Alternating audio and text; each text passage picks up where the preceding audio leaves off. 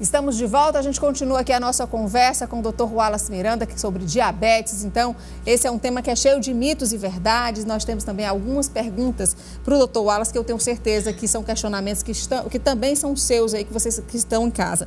Bom, vocês sabem que a gente tem um quadro aqui que é o sim ou não.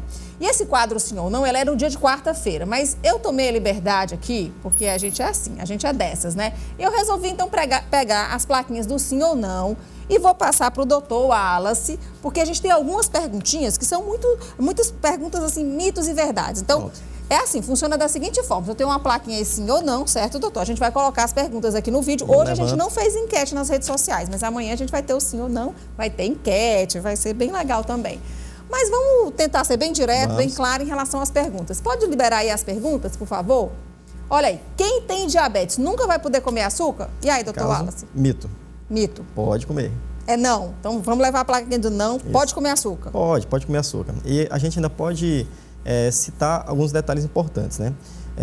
A nossa alimentação, quando é degradado, quando é digerido, a boa parte dela vai acabar virando glicose. Então, o único, não é o vilão único, assim, o açúcar, certo? Então, a gente tem que só tomar cuidado na nossa alimentação geral. Vamos supor, se a pessoa não come nada de açúcar, mas ela exagera muito no arroz, exagera muito na farinha, vai dar no mesmo. Então, a alimentação, ela tem que ser uma alimentação, na realidade, bem balanceada. Não é só o açúcar, digamos assim, que é o problema. Mas se a pessoa gosta do açúcar, fala, não, doutor, porque eu gosto de tomar meu cafezinho com açúcar. Quer que eu falo para o paciente? Pois tome seu cafezinho com açúcar.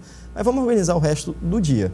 Não pode ser também exagerado. É o açúcar, o pão, o macarrão, o arroz. Tem como fazer uma concessão, libera um pouquinho aqui, tira um pouquinho dali. Um dia, no outro não toma. Um dia, outro não toma, faz uma atividade física um pouco maior. Então tem como ajustar sim, com certeza. Então vamos para outra pergunta, gente? É verdade que encontrar formigas na urina é sinal de diabetes? Olha, nesse caso aí, realmente é uma coisa que tem que ficar atento, né? Muitos pacientes começam a descobrir que tem diabetes por causa da urina. Faz o xixi, aí depois de um tempo vê que tem muita formiga na urina. Alguns pacientes... Às vezes no vaso sanitário, No vaso sanitário, gente? Alguns pacientes começam a até provar a urina. É uma coisa que antes acontecia. O termo diabetes mellitus, ele vem exatamente lá da antiguidade, antes que ninguém sabia o que era isso, mas percebia que quem tinha essa doença urinava bastante. Urinava bastante e essa urina era doce, mellitus. Doce, vem do mel. Mellitus vem exatamente. do mel. Então, essa urina doce, esse jeito da pessoa, digamos assim, na época a pessoa perdia muito peso e era como se ela estivesse perdendo a alma pela urina. Então, esse perder a alma pela urina que veio o termo do diabetes mellitus. E era exatamente por causa disso, urinava bastante e percebia que era uma urina doce. E aí vem um dos sintomas do diabetes, que é o fato de urinar bastante. Sobe o açúcar do sangue, o açúcar ele é eliminado pela urina. Se o açúcar está alto no sangue, ele vai ficar alto na urina. É um estado catabólico, perdendo muito açúcar na urina, não tendo insulina adequada, perde peso, aumenta a fome e bebe muita água. Então, tudo isso do diabetes. Vamos para outra pergunta, que são várias perguntas. Opa. Vamos lá? A pessoa que tem diabetes precisa medir a insulina todos os dias? Não. Não? Não. No caso, tanto a tipo 1 como a tipo 2 não precisa? Não. Aí, no caso, com relação a quem tem diabetes, a gente faz o exame na avaliação da glicose, do açúcar, certo? O fato da insulina, a insulina é o hormônio produzido pelo pâncreas, né? Então, existem alguns exames, inclusive de dosagem de insulina, mas na prática clínica, não é a insulina que vai dizer se a pessoa está com diabetes ou não. O que vai dizer que está com diabetes ou não é a glicose alta no sangue. E quando a gente está fazendo o tratamento do diabetes, em algumas situações, a gente tem que fazer a aferição mesmo da glicose no sangue. Tem mais pergunta, doutor? Vamos lá? Só precisa de insulina quem tem a forma mais grave da doença? Pronto, nesse caso aí, vamos colocar, não um sim, colocar um não mesmo, porque a gente tem o diabetes tipo 1 e tipo 2, como eu havia comentado, né?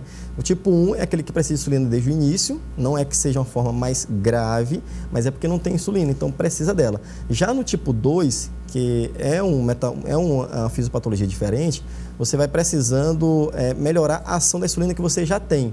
Então, pode começar até com comprimido mesmo, mas depois, se houver uma falência do pâncreas, aí pode ser necessária a utilização, aí vai ser necessária a utilização da insulina.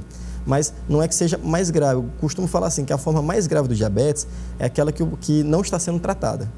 Pode ser tipo 1 e pode ser tipo 1, pode ser tipo 2. Se o paciente ele vem com um quadro mais grave mesmo, está urinando bastante, perdendo muito peso, a gente prescreve a insulina para tirar dessa fase mais grave, mas depois aí consegue ajustar melhor.